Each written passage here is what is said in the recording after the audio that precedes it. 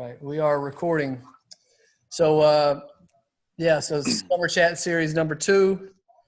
We got a good friend of mine, Logan Cunningham, on here. Logan is of course, a 2016 Olympic qualifier. He's also a 4-time, I think, or 5-time All-American. I don't know the exact number, 4 or 5-time All-American. I was there for all but one of those, I think. Yeah, I think we'll go with 5. Yeah. I'm not entirely sure either. We don't look at resumes too much, but but the big thing is Logan is one of the wisest young men I know. A great guy. Of course, he has the achievement of being an Olympian. He did that when, I don't know that anybody counted you in, and he seen his opportunity and took advantage of it. And he said it in the beginning of that season that's what he wanted to do. Logan, as well as his training partner, and they both did it. And they did that with limited access to facilities. Seems very similar to what's going on right now. He just found a field and did all of his training there. Had a weight room that he allowed access to, and also vaulted at some other club facility down the road. So it was makeshift and kind of seems similar to what's going on now. But in the end, I'm sure you're going to see in his story, that's what he's going to start off with. If there's a will, there's a way. So I don't want to steal too much of his thunder. I'll let Logan get started. And then at the end of it, I'll let everybody ask questions. I know the vaulters will have questions, but there's people on the call that want to make the Olympics. So plenty of you should have questions. So let's go ahead and get started, Logan. All right. Thanks for the intro. I guess all y'all pretty much know that Keith was my coach in college, and I guess we started working together my sophomore year. I'd say that's really when my career took off, and that's when I started to really learn the sport and started to make things possible. So I couldn't have done it without this guy, and he's been a big impact in my life, not just on the track, but just a great friend and all around good person. So we made the team together in 2016, and not just myself, but my training partner, Annika. And neither of us were really on the radar to make the team. But like you said, we kind of made it our intention to do it, and we just did everything we could to get it done. So I don't really come from a sports background. My dad played like high school football, high school track, and my mom didn't really do sports at all. So, looking at my genetics, you might not say that I have the genetics of an Olympian, but I was always fast. I was always kind of, able to get things done. I was scrappy, and I was kind of a monkey, which helped with pole vaulting. And so really I started running track in 7th grade, and I started with hurdles. I started with sprint relay, mile relay, and that's when I really figured out how to run. I figured out that I love to compete. I love to win. And that kind of set the tone for the rest of my career. So I was running with guys that were fast, and I had to, I was running with upperclassmen. When I got to high school, I was a freshman and I made varsity. And so I was training with, the seniors every day. And so I was constantly pushing myself. I just did not want to let anyone beat me. And so over the years of just developing as an athlete and learning my skills, I figured out that I really like pole vault and really like the mile relay. So I just come from a small town, Smithson Valley. I don't know if any of y'all ever heard of that. Most people haven't, but it's kind of north of San Antonio, kind of known for football. But we had a great track team too. Anyways, in high school, I did pretty well at pole vault, pretty well in the mile relay. And we ended up going to state for 5A in the mile relay. We took 4th place my junior year. And that was kind of my biggest claim to fame at the time. Senior year came along, and I really wanted to focus on pole vaulting. And so I trained really hard. I started going to private lessons for pole vault, and I was jumping really well.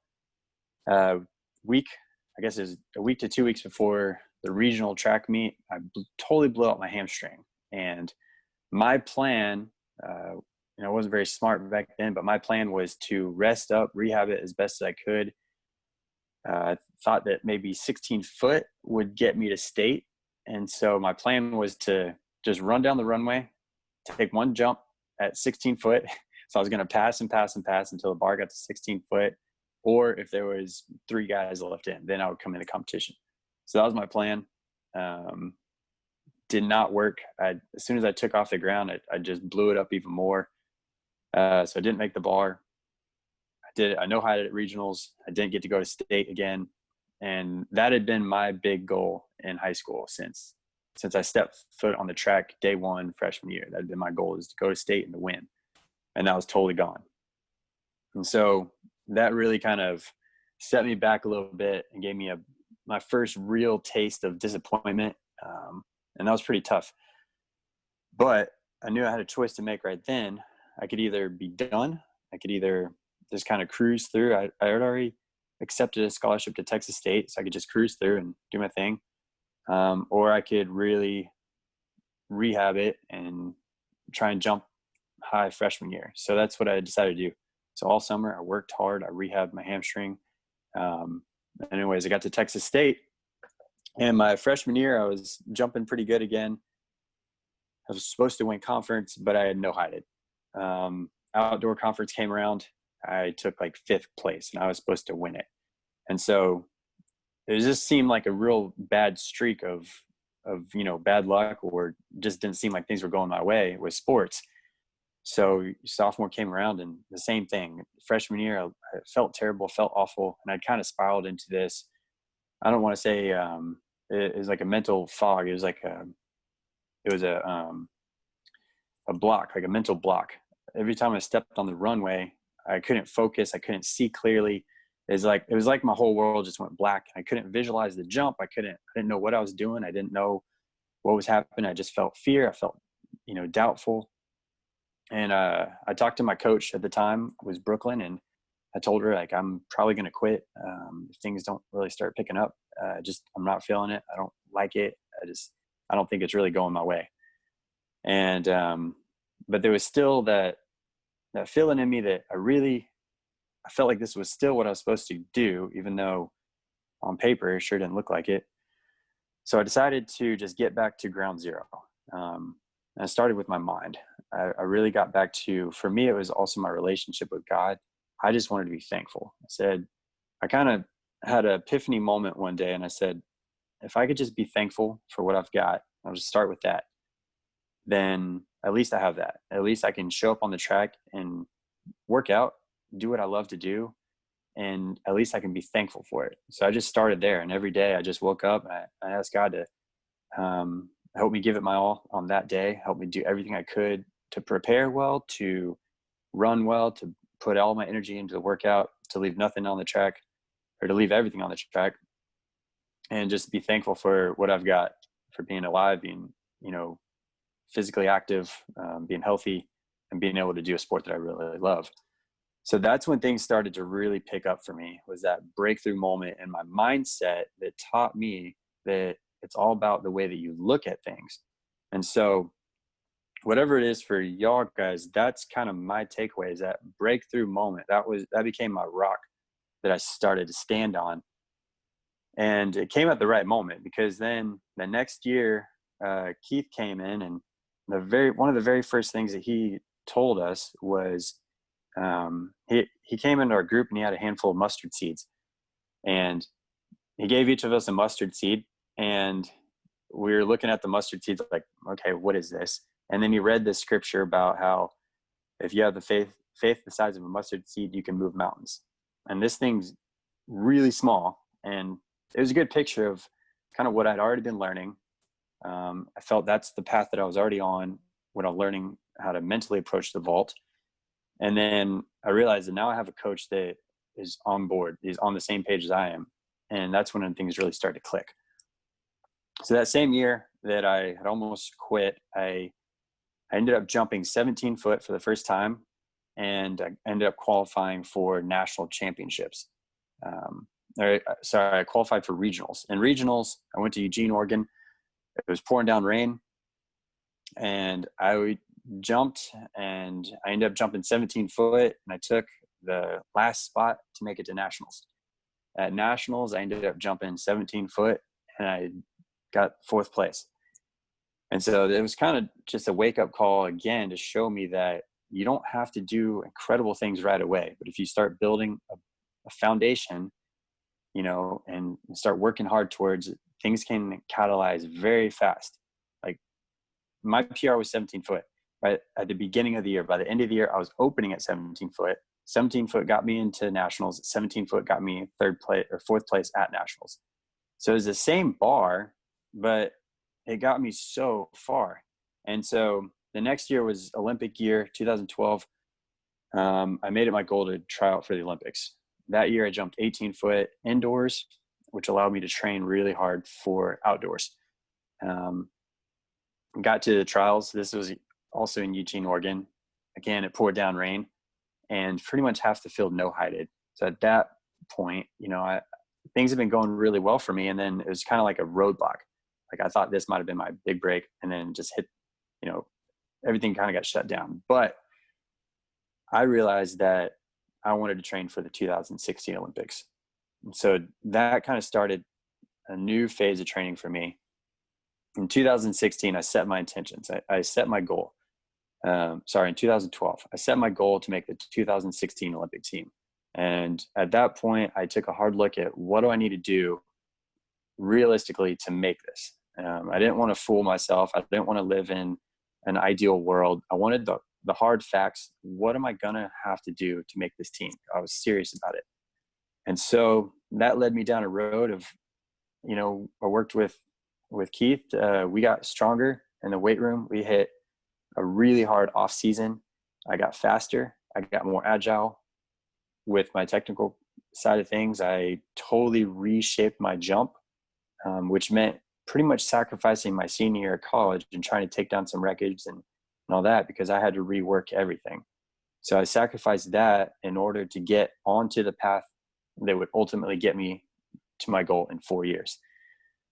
So it was very hard to do, but realigning myself with this big goal, I started to cut out parts of my life that I didn't need. And I isolated my goal, and I kind of just prepared as best as I could. And I made a commitment, and that commitment was the real game changer, because every day I committed, and it was like, I committed on that one day when I decided to do it. And then every day for 4 years, I made that commitment over and over and over again, every single day. During those workouts where I didn't want to do, doing the therapy that I didn't want to do, getting the sleep that I wanted, not going out late, you know, not eating junk food, hydrating, doing all the little things. I started to ask myself every day, what can I do today to get better for tomorrow? What can I give up today that will help me get closer to my goals? And so for 4 years, I just started dialing this in. I started becoming an elite athlete. I started to achieve the Olympic mindset, which is a mindset of sacrifice to achieve something greater. It's a mindset that you can do whatever you set out to do. And so that's what I kind of started doing. Definitely had some setbacks. And in 2015, I had a stress fracture, and that set me back for the entire season. So felt like I was brought back to like a ground zero. I was brought back to like a rock. Like that was my rock bottom right there. But that rock bottom gave me something to stand on. And I didn't really know it yet, but that fueled like a hunger, like a burning hunger to be better next year. And so everything I worked towards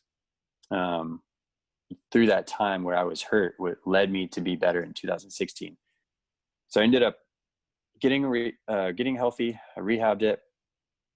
And then 2016 came around. I guess it was October, and Annika and I, my training partner, we were ready to go. We had started well into a great off season. And then that's when we got a new head coach at Texas State. So with that came stipulations. We were no longer allowed access to the track or the weight room or the training room. and basically as if we couldn't use any of the facilities. So again, that was like a huge rock wall that I just ran right into.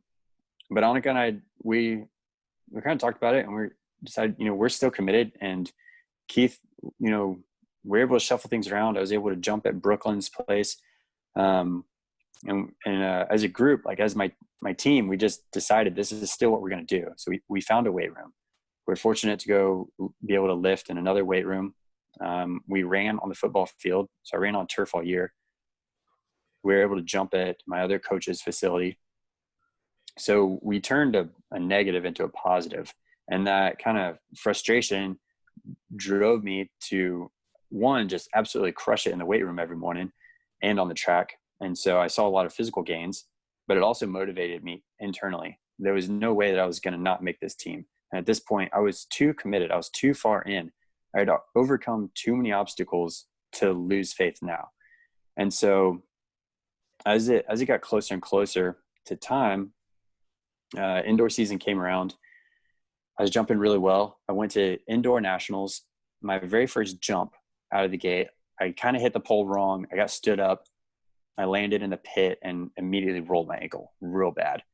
I ended up making a bar, but that was it. And the next week, my ankle was pretty big. So I took another week off. I rehabbed it. And then I really didn't have time to take a whole month off and really rehab it. So I started jumping. And this, again, was another brick wall that I just ran straight into. I had a conversation with Brooklyn, and eventually got to a point where I would just wake up in so much pain. My hips were off from running, from limping, and I couldn't jump again. And I told Brooklyn, I can't do this. And I was going to quit. I was going to be done with pole vaulting halfway through Olympic year. But again, I remembered back in my sophomore year of college when I was in the same spot, and I remembered, what did I do? I just was thankful.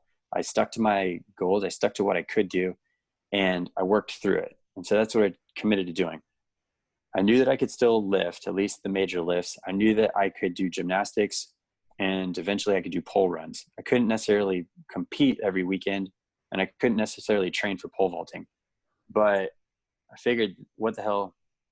I can do pole runs into a slide box. I can lift. I can do gymnastics. I should be able to compete. So I started competing like every other weekend. I took a couple jumps at some local meets. I went to Baylor and jumped, and I cleared a 65, and that kind of fueled some momentum. And then I went to Texas the next week, and I jumped lights out. I jumped to 70, and I qualified for the Olympics at Texas. 2 weeks later, I drove up to Phoenix. I jumped another 70. I took good looks at 80. And then 2 weeks later, I went down to the beach vault, and I ended up jumping 580. So, and I couldn't believe it. I had gone from wanting to quit to jumping the lights out, like best ever, accomplishing one of the major goals in my athletic career of jumping 19 foot. On that trip, I went out to the Olympic Training Center, and I remember jumping there, and I loved it. And I remember thinking, I want to make this team, and I don't want to come here and train. And that was a month out from the Olympic trials. I remember thinking, I'm going to make this team. And at that point, again, I was so committed to what I was doing. I had gone through so much that there's no way I was going to not make the team. And so coming up to the Olympic trials, about a week before the Olympic trials, I went out to a tree. We were doing a rope swing off the tree with my buddies, and I landed wrong in the water, and I ruptured my eardrum. Totally blew out my eardrum. I mean, I was upside down in the water. I didn't know which way was up. I just floated to the top. I was spinning. I was disjointed. I couldn't run down the runway. I couldn't barely even walk in a straight line. And so I was like, great. I had just totally ruined my whole career, everything I worked for, with this blown eardrum. And so I went to the doctor. The doctor said, you can't really fly, or I can't patch it up, because if you fly, it'll just rupture again. You just have to stick a cotton ball in it and do your best. And so I was like, well, okay. So I went to see my doctor, my holistic doctor, and he kind of reset my equilibrium a little bit. So at least I was able to run. At this point, I was so focused that this didn't even seem like a big deal. I just kind of phased it out, I tuned it out, and I just put all my attention into what am I going to do? I'm going to make the Olympic team. How am I going to do it? I'm just going to go compete. And I didn't let any other thought enter my mind. Any negative thought, any doubt, I would just push it out. I wouldn't even recognize it. I would just totally ignore it.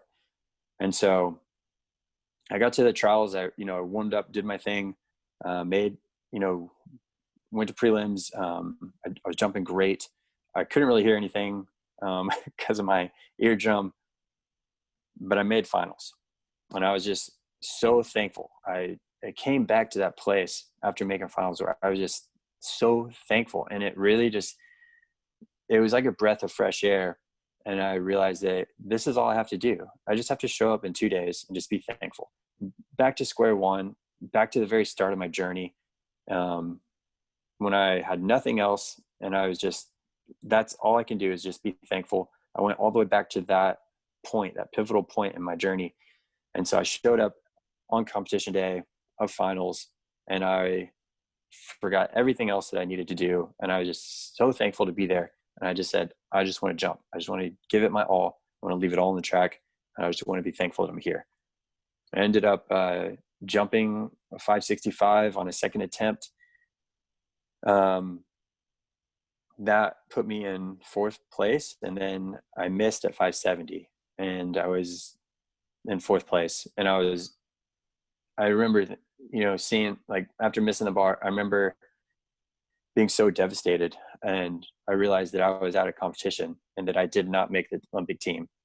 And I was sitting on the bench, just kind of like, trying to wrap my head around what happened. I couldn't believe it. I knew that that's what I was supposed to do. And it hadn't happened like I saw it happen. I didn't achieve my dream. And I just remember thinking, this is not right. This is not how it's supposed to happen. And then one of the guys, he actually had been keeping score and he had actually been paying attention to, this who's making what and who jumped what bars. And he said, don't freak out right now. But if this guy doesn't make 570, you're in. So that was, I like snapped out of it. I was like, all right. So then I had to watch this guy take 3 attempts at 570. He didn't make any of them. I knew I was in. That moment was just so unreal for me because I knew that it had been completely out of my control on that day, whether I make the team or not. And it happened. And all my preparation, all my hard work that I'd done, it really ultimately came down to not me, but it was all God. It was just the final, the final touch in my Olympic journey. And it was kind of poetic. And it was just another great reminder that it had never been in my control. It had been just me giving it my all and letting God push me along the way. And so that's just kind of the journey that it took to get there. It wasn't polished. It wasn't glamorous at all. It was actually pretty messy, pretty scary, pretty hard. And there was a lot of times where I was going to quit. And there was a lot of times where I felt pretty beat up and I was hurt a lot. I was broke pretty much all the time. But I was committed. And then I knew that that's what I was going to do. And so it worked. It easily could have gone the other way, but at the end of the day, I had left everything on the track, and that had been my goal, is to give it my all. And so that's pretty much, the I don't know, fast condensed version of the story. There's a lot of other little elements to it, but I was extremely grateful to have achieved my goal and achieved it with an awesome team. A team that supported me in everything that I did, and we supported each other. So the kind of the main takeaways that I wanted to really touch on out of all of that is, one, set your goal. If you have a goal and if it's on your heart to do it, write it down. set it, write it down very clearly, define it, and ask yourself, how committed are you to achieving this goal? Have a heart-to-heart conversation with yourself. If it's something that you like to do, or you like the idea of you doing it, but you aren't willing to do what it takes to get it done, maybe take another look at your goal. But for me, this was something that I didn't just want to say I was training for the Olympics. I didn't want to just, in theory, make the Olympics. I wanted to do the damn thing. I wanted to go to Brazil and compete. And I wanted to walk out on that track with my poles and this shirt on and take my attempts in the Olympics. And I was committed to doing it. The second part is isolate your weaknesses. Everybody has weaknesses. Every athlete has a weakness, probably quite a few. And every athlete has strengths. So for me, I took the time to isolate my weaknesses, to be realistic about which ones I can fix and which ones I need to fix first. Some of them fix themselves. If you fix A and B, sometimes C and D will kind of sort themselves out. So isolate weaknesses, improve your strengths, and maintain your strengths. If you're really good at something, don't neglect it. Like play off your strengths. And then kind of the third part that I think is the most important is how to overcome obstacles. There are so many obstacles in my journey towards making the Olympic team.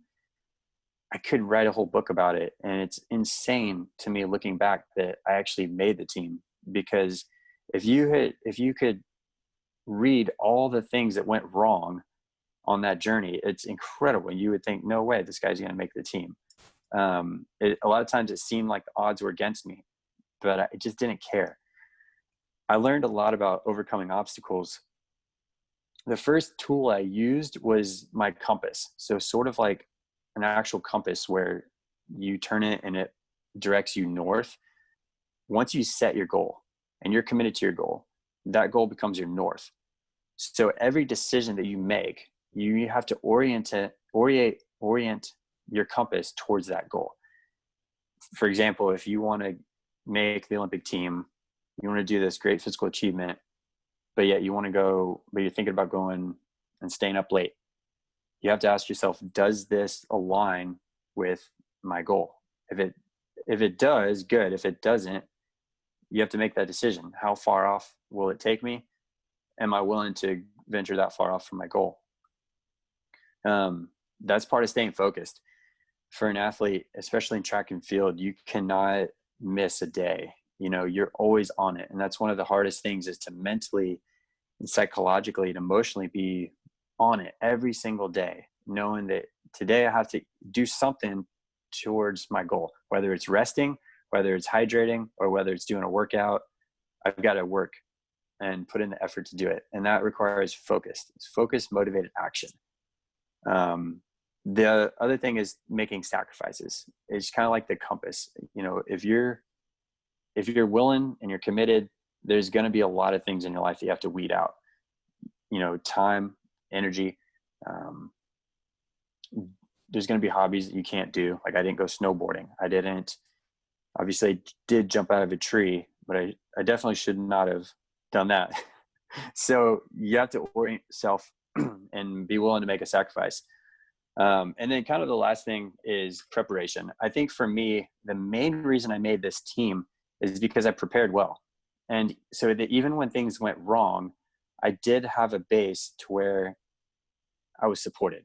So I prepared well by, one, having a phenomenal coach. Actually, two phenomenal coaches. Having a team behind me that could take care of me physically. So I had my masseuse, I had a holistic doctor, I had a chiropractor, and those guys were committed to my journey just as much as I was committed to it. I prepared by organizing my schedule. I organized my work schedule, my workouts, my recovery. I was super organized, super prepared. And that eventually led to my success as an athlete. So yeah, I think that overall, achieving something of a high magnitude, whatever that is, definitely requires a lot of focused, motivated action. And those are kind of the things that got me to my goal. So looks like a couple guys jumped back on. That's pretty much all I wanted to share. And Keith, if you have any questions, or Cade, or wanted to say something else, otherwise we can open it up for some questions. So tell us what that buy-in looks like. So of course you said you live your life, to reach your goals, but tell us what that looks like. I mean, you have to give up stuff, but to give up your life, you can't have any fun. I mean, what is the case? As a pole vaulter, like fun is definitely an element of your training. So you got to know what kind of fun you can have that will work within your training. I guess the hardest thing for me was the social aspect. For me, like I knew that I needed 10 hours of sleep every night, or as close to it as I could get. The more you're in REM, the quicker you're going to recover. And so 10 hours of sleep was essential if I really wanted to achieve my goals. That's pretty hard to do and have a social life. Resting on the weekends instead of going out and being on my feet, those kind of things. It's the little things that make a big difference. Like I gave up a lot of friendships with people that were really like not on the same path in life. Maybe they just wanted to go hang out at a bar Friday night. I can't do that. Maybe they wanted to go float the river Saturday. I can't do that. Go for a hike or do something active, go for a mountain bike ride, go for a trail run. I was like, guys, I can't do any of that. I got to sit on the couch and watch Netflix or do something super chill and relaxing off my feet. Yes, I had everything dialed into a T. So I studied nutrition, and I definitely put that into effect in my career. Usually I was in the weight room at 8 a.m. or earlier. So I had my morning protein shake and breakfast, followed by my workout, my lift, followed by another recovery protein shake and second breakfast. Typically some like cold brew coffee after that. I did supplements in the morning. I did supplements in the evening. Sometimes I got a nap in. Sometimes I hit the track. I would meal prep. So I would eat a meal an hour before I went and worked out. Then I would eat a snack, 10 to 15 minutes before the workout. Then I would bring whatever fuel I needed during the workout. Then I would have my recovery meal after. Then I would have a follow-up meal after that. And then I would have a snack before I went to bed. I would do melatonin at nighttime so I could sleep and REM longer. I would do a little bit of red wine, like 2 ounces, after a big jump day, just kind of calm my body down. I would do, I wouldn't drink. I wouldn't really drink much. I would hydrate. I'd make sure I'm hydrated. So like I did so many little things right that it was each 1% thing that led to total like improvement. You do the small percents and it overall collectively you're improving by, whatever it is, 10, 15%. I feel like, first of all, Logan is a nutrition major, so he understood this stuff. But even then he did the research, it sounds like, of what it takes to be the best, which is why I bring Logan, on here, because this is research right here. This is somebody that has a proven method to being successful, to achieving goals. And all of you all on here want to at least be All-American, and then some want to go all the way to the Olympics. So there's a certain amount of, dedication and sacrifice that it takes to do that. And Logan is a good source of sacrifice, because it sounds like that's what he did. But yeah, nutrition was in his wheelhouse. So just first of all, he did kind of understand that aspect of things also. Yeah, I did. But I also did a ton of research, and I did a lot of anecdotal experimentation on myself to figure out what makes me as a human, as an individual, perform. And that took a long time to dial in. And I think it really took a full year to get to a point where I knew exactly what foods to put in my body that would make me feel good. So yeah, that's huge. And that goes back to at the very beginning when I decided what's it going to take to get this goal. And I knew that I needed to get faster and stronger. I knew that I needed to be better technically. I knew I needed to eat better. I knew I needed to recover better, and I needed to think better. And just to touch on, the mental side of things, because for pole vault, this is huge. Pole vault's 90% mental. You have to be in a state of mental, you have to be so resilient. You have to be a tank. You have to be in a state of fortitude, be ready and willing to overcome any obstacles that come in your path. That's the mental state you have to be in all the time. That way, if an obstacle shows up, you're already ready to overcome it. You don't even care what it is. You can't just snap into that. It's not something you just wake up with this mindset. It took me years to develop the mindset that I needed to compete at the Olympics. And that started with me just being thankful. What that translated into was any thought that came into my mind that was not positive, that did not get me closer to my goal, I discarded it. Doesn't matter. I don't want to think about it. So I started this, it's just sports psychology. I started taking out the trash. The trash is in your mind. The trash is anything that gets in the way that doesn't allow you to perform at your best. Like, for example, as a pole vaulter, you step on the back of the runway, you pick up your pole, and then a thought flashes in your head. What if this pole's too big? Well, you can't dwell on that. So I started training my mind to just eliminate those thoughts. So if that thought came into my head on the back of the runway, I would accept it and I would just let it go. And it's simple. It's super simple, but it's very powerful, because when you're able to just release any negative thoughts, any doubtful thoughts, it really translates to being able to get into a flow state. Essentially, every athlete, you need to be able to get into a flow state.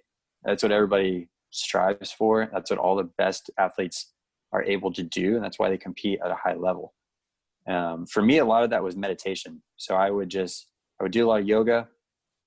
I would do a lot of mindfulness thinking, or trying not to think, I would do guided meditations. Sometimes I would just sit there and zone out and practice keeping an empty mind. So I wouldn't let any thought linger. I would just let it float on by. And so that really helps when you're in a competition and you have a million things you have to think about. Well, you already have created a space that your mind knows how to go to where in that competition, in a stressful environment, you can just put your mind in this space and you're relaxed. So it's just like training physically. You have to train mentally. Well, it sounds like all the buy-in, it began with just the mindset mainly. Yeah, it was a mindset. And I think that's why I always come back down to, what is your goal and how committed are you to it? Because if you have a goal that you're committed to, that's a good place to start from. Then you can start isolating, what do I need to accomplish the goal? You can assemble your team. You can start researching, you start learning, and then start working at it.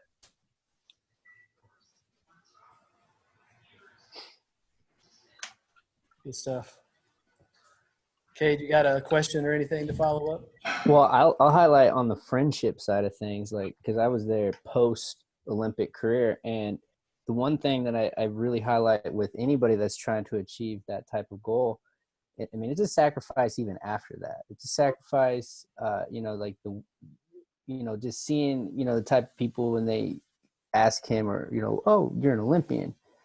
Being able to handle that, that's difficult too. And this is where, being an athlete, setting yourself up now, it's going to translate. We're after the success. So, I seen with him, he had to check in. You can speak on it more, Logan, but had to check in with the drug USADA and WADA people everywhere he went. And it was annoying for his friends. It's more annoying for me. So, but I would like you to highlight on post-Olympic and how that athletic drive still drives you now. That's really what I like to see. I will, for sure. And I'll tell you this, that training for the Olympics showed me how to make good friends, because just like, I sacrificed things in my life. One of those was friendships. I became such a savage with my friends in a good way.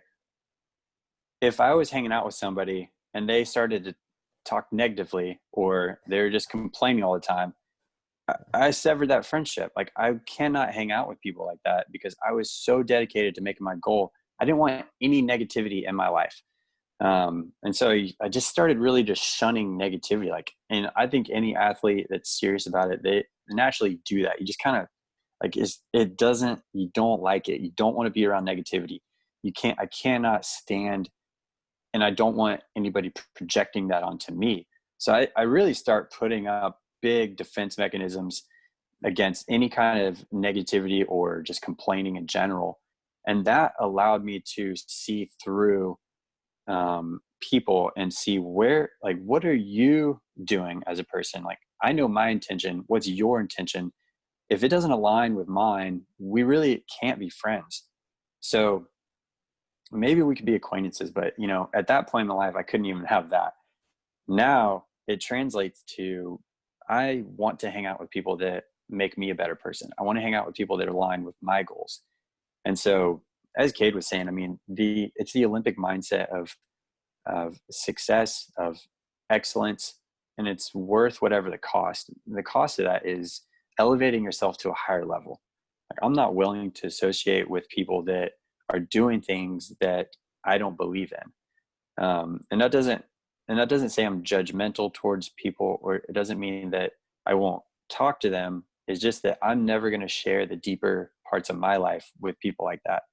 And I think that, I needed that while I was training for Olympics. Now I'm learning more and more how to let people in and share myself with them without letting them impact me. So I'm still figuring out how to not be an athlete and Social. still figuring out. What's cool is that I was always working towards being an Olympian. Now I can actually be an Olympian, and I can learn how to be that, for the rest of my life. And so friendships are tricky anyways. I think that it really matters who you hang out with. They always say that you're a collection of your 5 best friends, or the people you spend the most amount of time with. If that's true, then, I really want to surround myself with good quality people.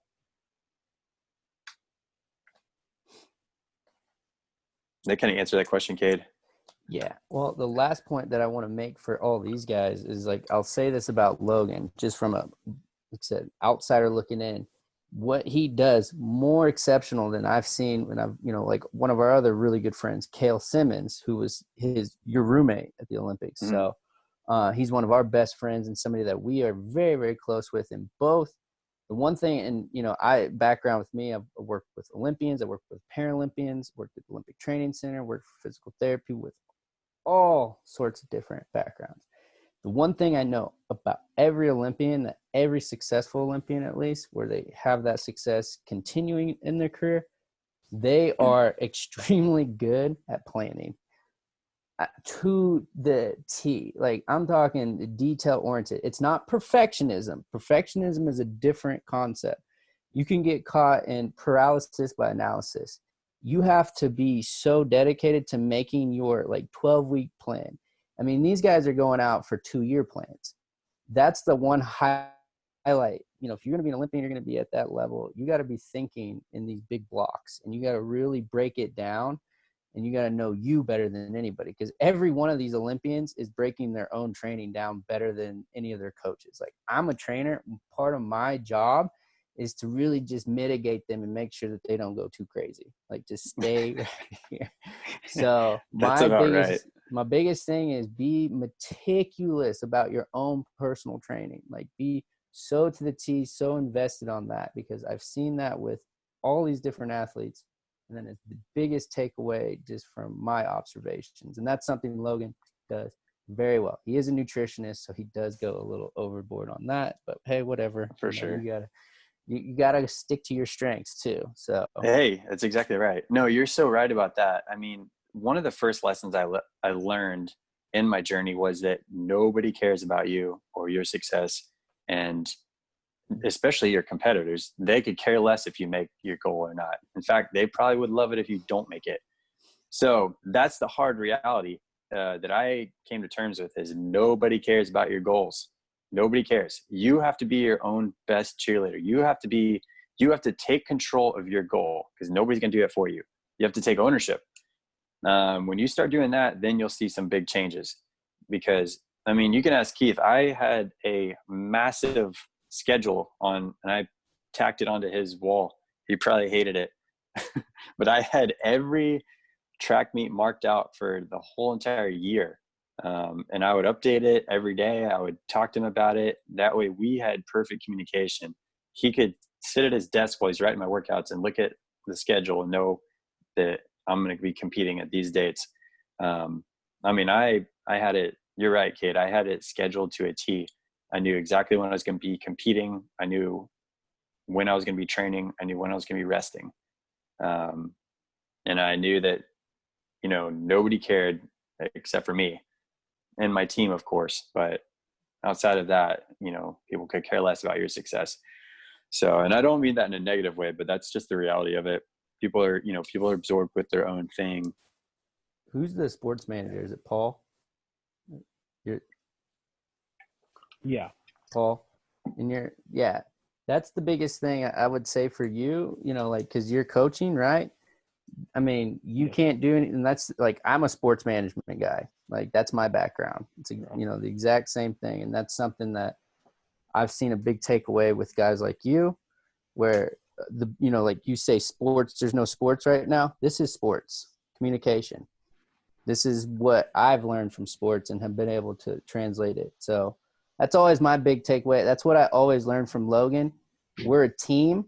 And that's something that, like, you know, dude, I'm just lucky I got good people like that. Like, I'm sitting here next to Coach Hurston.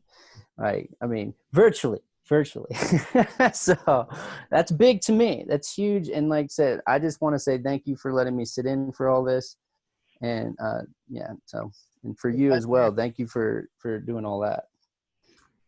Well, it's been about 50 minutes here. I don't want to hold everyone up too long. It's dinner time, but I definitely want to get questions. I had a question, actually. Okay. I know, Logan, you said a lot about positivity is a big impact. As like teammates, how can we kind of effectively keep each other in check to make sure everyone's positive and, you know, got the good mindset? It's a tough one because, you know, in college, you're forced to be around these people. Like, you can't just like shun them, you know, if they're being negative. And in a group setting, I mean, that stuff comes up. Like, somebody will have a bad day, they start complaining. It's easy to just go ahead and complain with people. I say the biggest part of that is to stand your ground, and even if it's just you and your group, say, no, I'm going to be positive today, no matter what everybody else is saying. And don't be afraid to call people out on that. Communication is key. If that's your team, whether you created the team or you're forced to be in that team because, you know, you signed up to go to that school, that's your team, and own it. That's your family. So making sure that everybody's on the same page, I think is step one. That's huge. If, you know, it goes the same ways. Isolate your goals. What's your goal? We all want to collectively show up to practice and have a positive experience and give it everything we've got. If you can group together and everybody is on board with that, that's a huge first step. And then if you go to practice and somebody, you know, is not living up to that standard, you can call them out on that, and you can say, like, this is our goal. We're going to show up to practice and have a great day and be positive.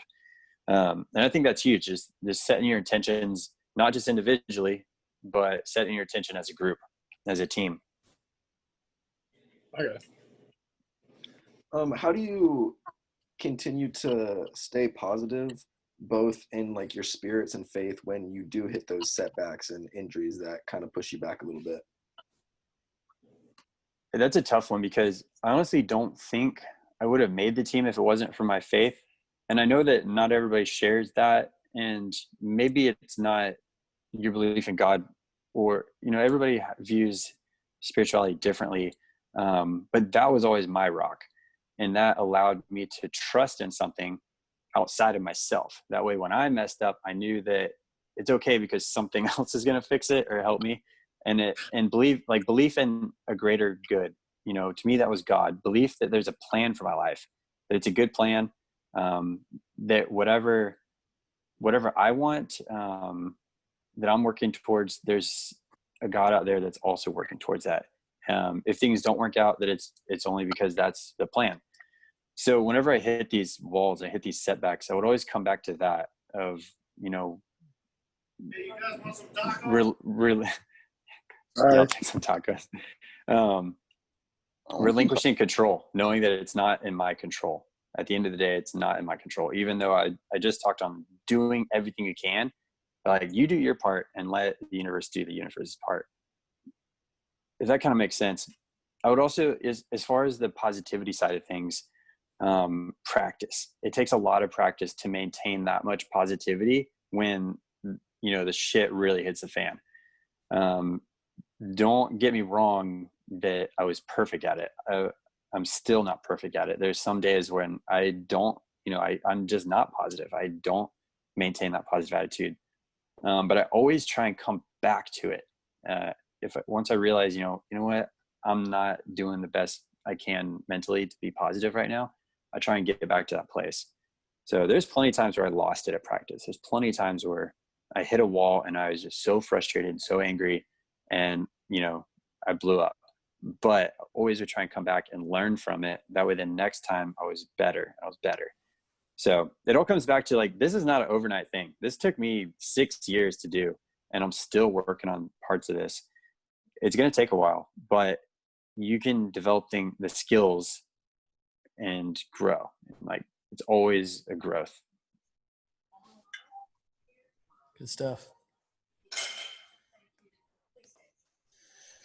Didn't you have a jump at Rio where you jumped and landed back on the track and then just kept on going? Am I remembering that correctly? I might have. I'm not sure if that was Rio or I definitely did that in China. Yeah, you did. I got stood up. That's like the worst case scenario. So what goes through your mind to be able to just like push on right through that? Is that just staying positive and going with the flow and all that? On a technical side, it's isolating. It's being able to be in the moment and understanding what you did wrong, and then forgetting the fear and the doubt that comes along with that incident, and going back to the core of, like, what am I thinking about right now? I'm just trying to run tall, have a tall plant. So a lot of it's technical cues for me that help me stay positive and help me stay focused in my jump, because pole vault's so technical. I really tried to isolate a few cues, and like a cue is like an idea that generates a physical movement that allows you to, it's like an activation word, right? So I repeated my jump over and over and over again in my mind. It was a huge part of it. Visualization is huge. And in the visualization, I would incorporate these cues into where I really only had like 3 or 4 cues that I needed to think about, but that would encompass my entire jump. So I just got it dialed into that point where as long as I could realign my jump with those cues, I was okay. And you know, you always have to tweak things like, okay, I'll move back 4 inches, I'll go up a grip, or whatever it is. Those are things that you shouldn't have to think about. Your coach should have to think about, ideally, and just tell you to do, so you can just be the athlete, just shut your brain off and activate. So in those circumstances where, you know, like you had a big moment of like failure and you're on live TV, I guess the thing that helped to me was to focus back up, to get back to, okay, what do I need to do to have a good jump? And really, I mean, that comes back to practice. Like, you're going to get stood up in practice. What do you do then? Well, you reset, you come back to, what am I working on? What does it take? What did I do wrong? And then just activate your cues. Does that make sense? Thank you. Yeah. I guess what I'm saying is a lot of it is just practice. Like, practice a lot. So to that point, what Paul just said or asked, what's the difference between a competition that you're really feeling it, and then ones where, you know, the coach has to try to get you back in the, you know, in line, in the zone, you're just not connected? What's the difference in your mindset in those days right there?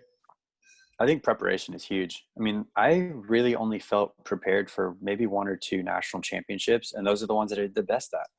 Mm-hmm. The ones, the meets, the competitions that I showed up to that I wasn't really prepared, yeah, I performed just like I thought I would, There was a few where I kind of surprised myself, and I kind of found that flow in the competition, and jumped lights out. But overall, it was just preparation. Like, I prepared my mind, I prepared my body, my training, my nutrition, and then I showed up and I just competed. On a side note, I think a lot of that too is you'll hear a lot of pros talk about arousal levels, the level that your mind and body are aroused to. And that means like you're excited to go compete. So say the night before the competition, you want to try and keep your arousal levels pretty low. You don't want to get too amped. Like, you don't want to be overly amped up, because the next day you'll kind of plateau, right? So you want to kind of suppress a lot of that anticipation until you get to the competition. Then you can let yourself get excited then. So a lot of it was just emotionally controlling what I'm feeling, controlling my emotions to where I could time it and, I guess, release those emotions at the right time. Like, if you jump a PR, you get super pumped, right? A lot of y'all know that throws off the next couple jumps. The reason a lot of pole vaulters don't make the bar after a PR, even though they very well could, is because they're too amped up. So you have to control your emotions. You have to control that. After you make a bar, just make the next bar. Just make the next bar. So it kind of, for me, I didn't necessarily thrive off emotions in the competition. I tried to just kind of cruise through and just make the next bar, just make the next bar. And that's kind of a reason why I didn't know that, I was fourth place at the Olympic trials, because my mindset was, I'm just going to jump this bar, just going to jump the next bar. And a lot of competitions, I didn't even know what the bar was at necessarily. I was just jumping the next bar. And that allowed me to have fun and just do my thing and get into that flow state and not worry about anything else. Those are typically my best competitions. Good stuff.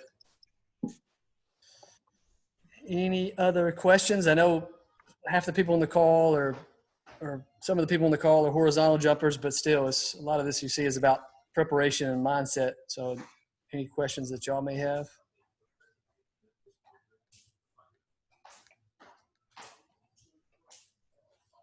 All right.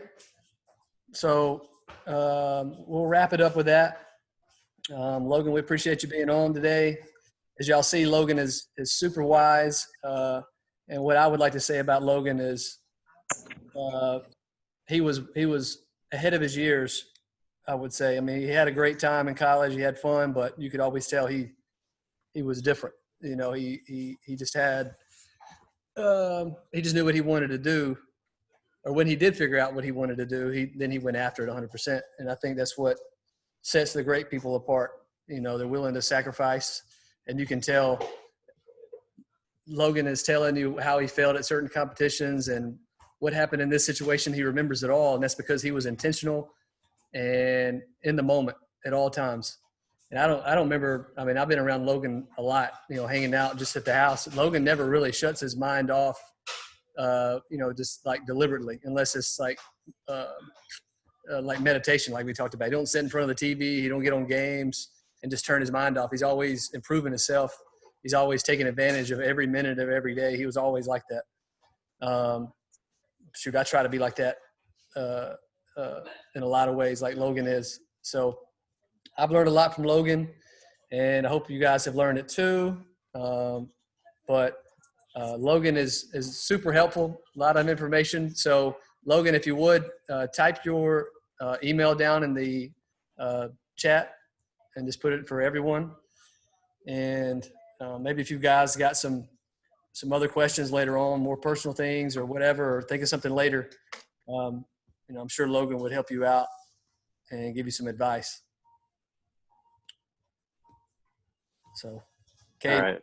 Yeah, I just sent that email to y'all guys. And Keith, thanks so much for having me on. It was a pleasure to talk to y'all. And really, if any of y'all have any questions about anything, just shoot me an email. I just sent it, or hit me up on Instagram. Y'all guys are learning from the best. I mean, Keith is the guy that developed me as an athlete. I didn't know much about training. I'm still learning, but honestly, he paved the way for the success that I could have. I honestly could not have done any of this without him. And you know, that goes for Cade as well, as one of my best friends. If y'all have any questions, he's an amazing personal trainer. He's got incredible wisdom in a lot of different areas. He's worked with a ton of different people. So he's very well rounded. And if y'all ever need anything from Cade as well, he is on Instagram, and he does have a website at cadrick.com. Yeah, and I guess the last thing I want to say, yeah, for sure. And he does live in Colorado. Yeah. I guess the last thing is just to encourage y'all to keep going with whatever you've got. If there's something you really want to do, you never want to look back years from now and say, man, I almost did that. You never want to say that. And, you know, if there's something that you really feel like you got to do in this life, do it. Take some time to figure it out. Don't just rush into it head first. Do your research, you know, be methodical, and then go for it. Be intentional.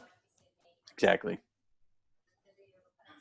Logan, we appreciate you coming and speaking with us. What we'd like to do is invite you again later, you know, maybe in the fall if we, you know, get to train, or in the spring later on, and just work with everybody and just to see how everybody's doing with the, you know, with the advice that you gave.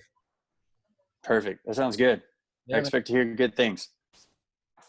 Yeah, hopefully. So we appreciate you, man. Appreciate you too, Cade. Thanks, guys. Yep. Yes, sir. Good to meet all y'all. Yeah, thanks, y'all. Yeah. Good luck, guys. Get back to school now. Yeah. Train hard. All right. I'll see y'all. All right. Y'all take care. Appreciate it, Logan. See you guys. You got it.